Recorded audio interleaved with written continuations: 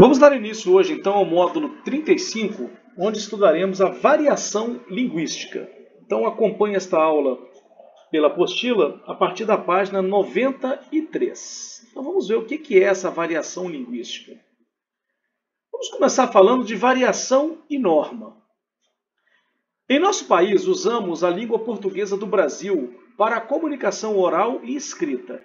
Por que a gente fala língua portuguesa do Brasil? A língua é a língua portuguesa, mas há diferenças entre a língua portuguesa falada no Brasil e a língua portuguesa, por exemplo, falada em Portugal.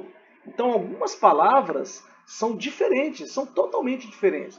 Um exemplo que eu dou aí para a galera que gosta de futebol, né? Se você assistir a uma partida de futebol narrada por um português, ele vai dizer que o jogador está jogando com a camisola número 10. O que é a camisola número 10? É a camisa que nós chamamos aqui no Brasil número 10. Então, existem outras, diferentes situações em que a gente vai vai achar estranho, porque é a mesma língua, mas com algumas variações. Muito bem. Apesar de ser uma só língua, esse sistema oferece possibilidades diversas de uso, porque as formas de comunicação variam de acordo com as diferenças entre os lugares de origem dos falantes, as gerações, os níveis socioculturais e, sobretudo, entre as situações em que a língua é usada. Então vejam que são vários fatores que interferem na maneira de se falar. No quadrinho aqui do lado esquerdo, nós vemos aqui a definição de diacrônica e sincrônica. Então, diacrônica é formada pelos elementos dia, que significa através de, e cronos, que significa tempo. E, portanto, significa o que ocorre através do tempo. A palavra sincrônica é constituída por sim, ao mesmo tempo, junto, e cronos, que é tempo, ou seja, ocorre ao mesmo tempo. Por que eu mostrei isso aqui para vocês? Vamos prestar atenção aqui. Ó. A língua não apresenta uniformidade, pois cada indivíduo ou grupo a utiliza de acordo com diferentes possibilidades, que constituem a variação linguística. Há dois tipos de variação linguística. Então é o que nós vamos ver aqui agora. Espera aí que eu passei demais a página. Desculpa, vamos voltar aqui. Foi demais. Só um momentinho.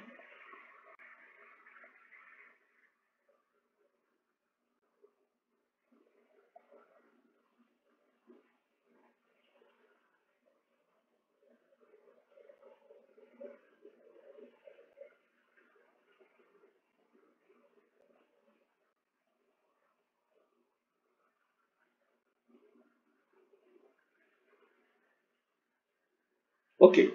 Há dois tipos de variação linguística, a diacrônica e a sincrônica. O que é a diacrônica? É aquela que se dá em função do tempo. Ou seja, são as variações que acontecem na língua através do tempo. Então nós temos o português que foi falado lá no passado, lá no século XVIII, que foi sofrendo evoluções. Um exemplo disso para vocês, a palavra você. Ela começou lá no início, a gente falava vossa mercê, depois passou a se falar vós mercê, até chegar hoje no você. Isso é uma variação diacrônica. Ela foi sofrendo modificações ao longo do tempo. E a sincrônica é aquela que acontece em função do espaço, ou seja, ocorre ao mesmo tempo em lugares diferentes.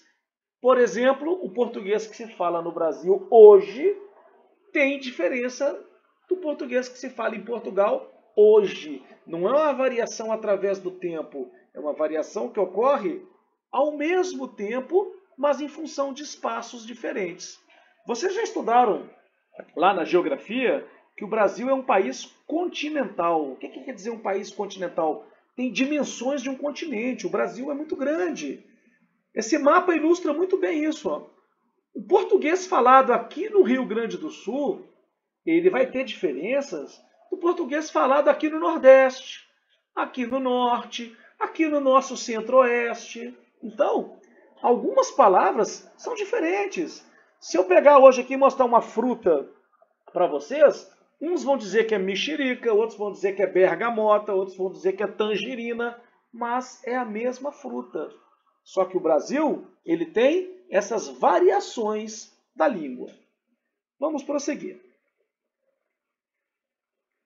Fazem parte das variações da língua os falares e os registros. Então nós vamos começar a ver o que são os falares. São variedades comuns a um grupo. Então, um grupo, por exemplo, o médico tem um linguajar específico, os pedagogos têm um linguajar específico, os advogados têm um linguajar específico. Então, quando essas variantes são comuns a um grupo, eu digo que eu estou diante de diferentes falares. Os registros são variantes que o falante emprega de acordo com a situação do ato de comunicação. Então, por exemplo, se eu vou fazer um discurso para uma turma de formandos, eu vou escolher um tipo de registro, que vai ser um registro formal.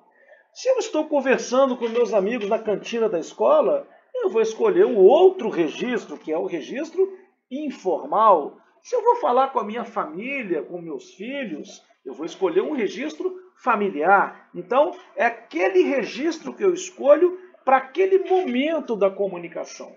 Mas nós vamos ver um diferente do outro, ok? A variedade da língua, considerada a mais apropriada para o ensino e o uso em situações formais, é a da língua padrão. Então, gente, nós vamos ver que nós temos o linguajar popular, o linguajar informal, mas aquela que nós vamos usar para redigir documentos oficiais, que nós vamos ouvir em noticiários de televisão, que nós vamos colocar em provas, é a língua padrão, respeitando as normas gramaticais, respeitando aquilo que a gente aprende na escola. Vamos começar então vendo aqui esses falares.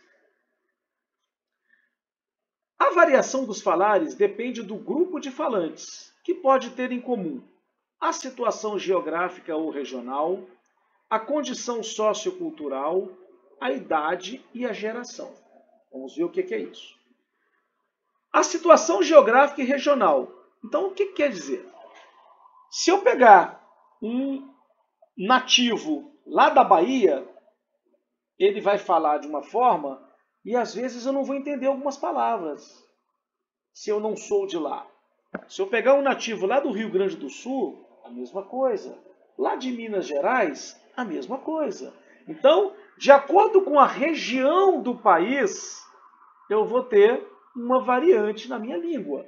Vamos ver alguns exemplos aqui, ó. O baiano falando assim, ó. Ô minha tia, dá licença aí. Hoje vou pedir amanhã banana machucada com leite. Tentei, né? Um sotaque baiano. Mas é mais ou menos assim. Eu sou filho de nordestino, então eu tenho um pouquinho de habilidade com esse linguajar. Isso aqui na língua padrão. Ô minha tia, dá licença aí. Hoje vou pedir à mamãe banana amassada com leite. Mineiro. Esse eu tenho bastante habilidade porque é a minha terra. Aqui, vou dar conta de chegar na hora? Não, senhor. Preocupa não. O que ele quer dizer? Olhe, não vou conseguir chegar na hora não, senhor. Não se preocupe. Então veja que, além de mudar algumas palavras, existe aquilo que a gente chama de sotaque. É a maneira de se falar.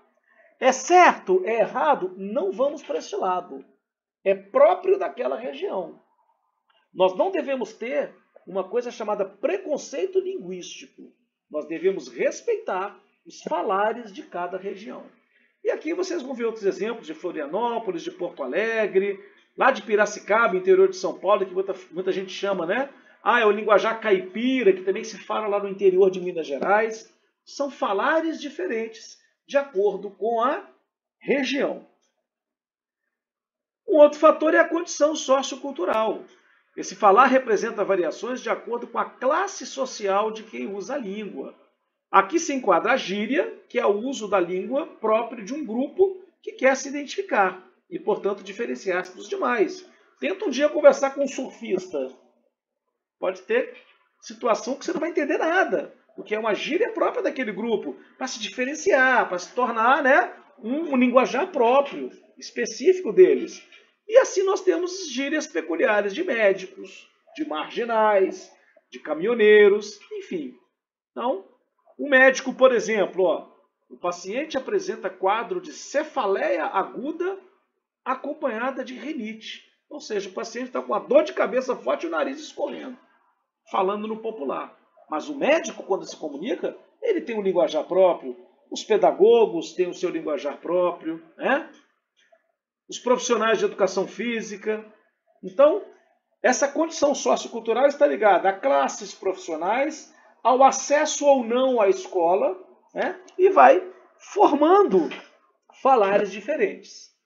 A idade. Pessoas de faixas etárias diferentes usam língua de um modo também diferente. Tenta conversar com seus pais, com seus avós. Se vocês não vão se deparar com algumas palavras que estão em desuso, né? À medida que o tempo vai passando, novas maneiras de dizer as mesmas coisas vão surgindo. É comum pessoas de idade avançada não entenderem certas palavras e expressões usadas pelos jovens. Isso é comum, né? Pessoa idosa. Minha neta completou 15 primaveras ontem e tirou um retrato. Ou seja, minha neta fez 15 anos e tirou uma foto. Ninguém fala retrato mais, né? Mas eu quero enfatizar bem isso, gente. A língua é a mesma. Ela tem variações. E gerações, ó. As línguas mudam no decorrer do tempo. Então, aquela mudança diacrônica. Novas palavras vão sendo incorporadas e outras vão envelhecendo, lembradas apenas em verbetes de dicionário. A ortografia também se altera. E aqui a gente tem um exemplo aqui, ó. Vou marcar para vocês aqui, ó. Colégio com 2 L's, né? Nós temos aqui, ó, portuguesa, francesa, tudo com Z.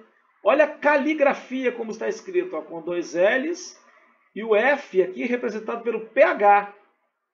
Então, isso tudo vai evoluindo através do tempo. Então, estas variações, elas acontecem o tempo todo.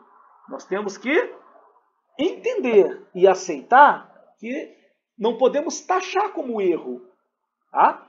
Se eu chego num local onde aquele grupo nunca teve acesso a uma escola, todo mundo fala daquele jeito que eu julgo errado, eu respeito. Mas, retomo lá o que eu falei antes, nós devemos utilizar em situações formais, em documentos, em noticiários de televisão e jornal, a língua padrão. Tá? Porque senão não faria sentido a gente aprender português. Ah, todo mundo se entende, está tudo certo. Não é isso que o professor está falando. Eu estou dizendo que existem variações, as pessoas se entendem, as pessoas se comunicam daquela forma.